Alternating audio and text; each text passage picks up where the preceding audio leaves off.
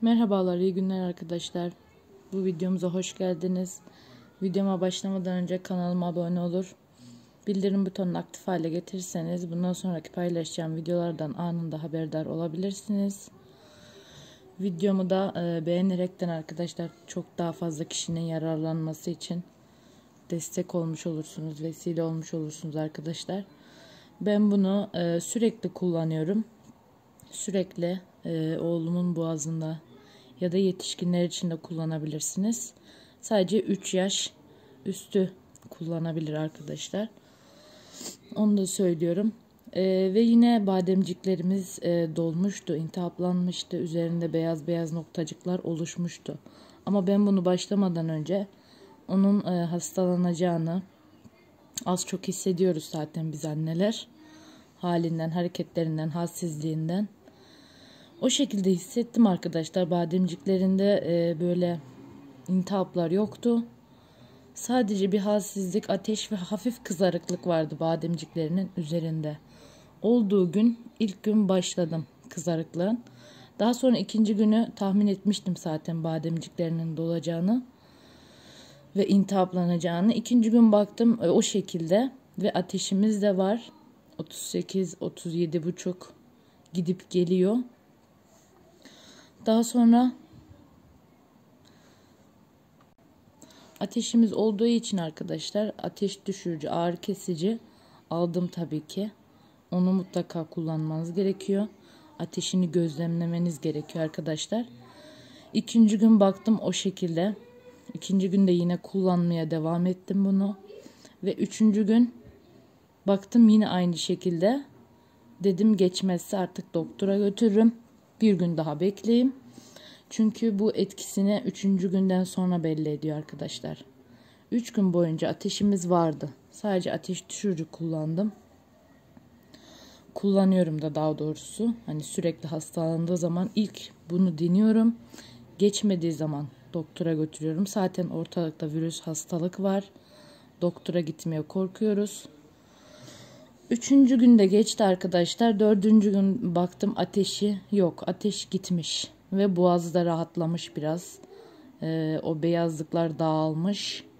Ve bugün 4. günümüz. 4. günümüzde ateş kesinlikle yok.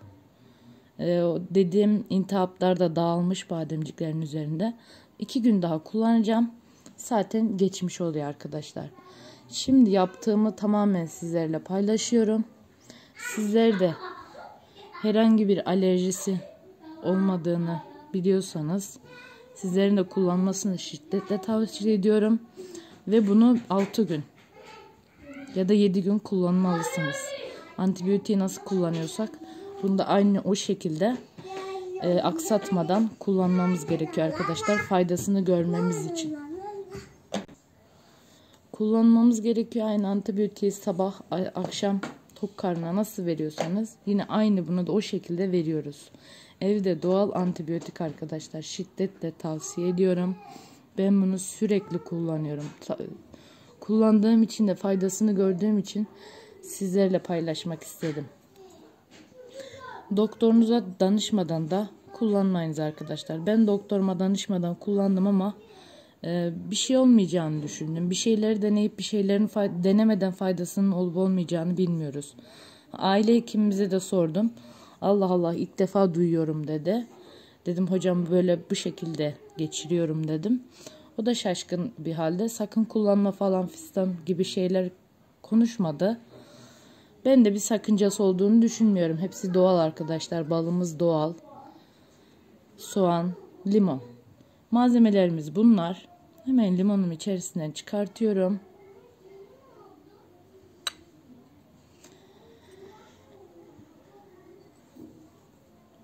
İki yemek kaşığı kadar balım var arkadaşlar. Soğanımı doğradım. Hemen sizlerin önüne gelmeden hazır bir şekilde doğradım. Yemeklik bir şekilde. Tamamen boşaltıyorum. Bu hazırladığımız 2 gün gidiyor arkadaşlar. 2 gün kullanabiliyoruz.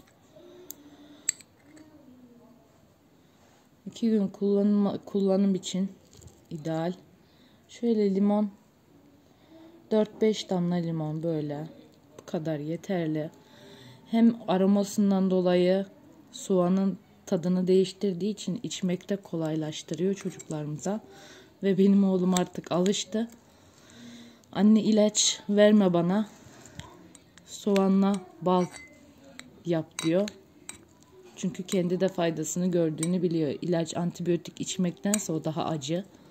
Bunu içmeyi tavsiye ediyor. Pardon, tavsiye ediyor demişim. Daha yani böyle. Bu daha mantıklı geliyor ona. Daha hoşuna gidiyor. Bu şekilde. Bunu arkadaşlar yarım saat 15-20 dakika beklediği zaman soğanın tamamen bizim için gerekli olan vitamini, antibiyotik kısmı balın suyuna geçmiş hale geliyor. Ve bunu bir süzgeçten süzüyorum. Ağzı kapaklı küçük bir şeye koyuyorum. Dolapta 2 gün içiriyorum arkadaşlar. Bu şekilde. Sadece bu kadar. Videom eğer hoşunuza gitti, beğendiyseniz beğeni atmayı ve bana destek olmayı unutmazsanız çok sevinirim. Videomu paylaşaraktan da çok fazla kişinin görüp faydalanmasını sağlayabilirsiniz arkadaşlar. Bu da size kalmış. İnşallah videom işinize yarar. Faydalanırsanız eğer arkadaşlar yorumda belirtirseniz çok mutlu olurum. Ama kesinlikle doktorunuza başvurmanızı tavsiye ediyorum. Deneyip denememek size kalmış. Ben faydasını gördüğüm için sizlerle paylaştım arkadaşlar. Oğlum 5-6 yaşından bu yana sürekli kullandığım, bu benim mucizevi kürüm arkadaşlar. Olmazsa olmazım. Mutlaka denemelisiniz. İnşallah alerjisi falan olmadığına da çocuğunuzun veya kendinize de kullanabilirsiniz. Daha önce de buna benzer video çektim. Buna benzer, bununla beraber desteklediğim videolarda bir bütün haline getirip paylaşmak istiyorum. Pekmez ve karabiber, tereyağı. Onu da buna birleştirmeyi düşünüyorum arkadaşlar. Ayrıca ikisini bir video yapmayı düşünüyorum. İnşallah faydasını görürsünüz siz de. Başka videolarda görüşmek üzere. Allah'a emanet olun. Lütfen çok uzattın gibi filan yorumlarda bulunmayın. Ben tamamen nasıl kullandığımı size anlatmazsam nasıl yani kendimi rahatsız hissedemiyorum. Sizi de aynı bu şekilde kullandığım şekilde sizin için de daha iyi olur aslında. 7 dakikadan 6 dakikadan bir şey çıkmaz arkadaşlar. Hiçbir şeye mi gitmiyor 6 dakikamız ya da 7 dakikamız. Videomu sonuna kadar izleyip izlememek size kalmış. Ben başından beri nasıl kullandığımı sizlere anlatmak istedim. İnşallah sizler de videoda beğeni atmayı ve faydasını görürseniz gerçekten yorum yazmayı unutmazsanız çok sevinirim. Tam 6 gün mutlaka sabah akşam bu şekilde kullanın arkadaşlar. Kesinlikle 2 ya da 3 günde bırakmayın. Güzel sonuç alamazsınız. Ateşi olursa eğer sürekli gözlem önünde bulundurun. Baktınız geçmiyor zaten. Mutlaka doktora götürün arkadaşlar. Kesinlikle faydası olacak diye bir şey yok. Sadece denemelisiniz ki faydasının olup olmadığını öğrenesiniz arkadaşlar. Bugünlük bu kadar. Kendinize çok iyi bakın. Allah'a emanet olun. Geçmiş olsun diliyorum. Videomu buraya kadar izlediyseniz beğeni atmayı unutmayın.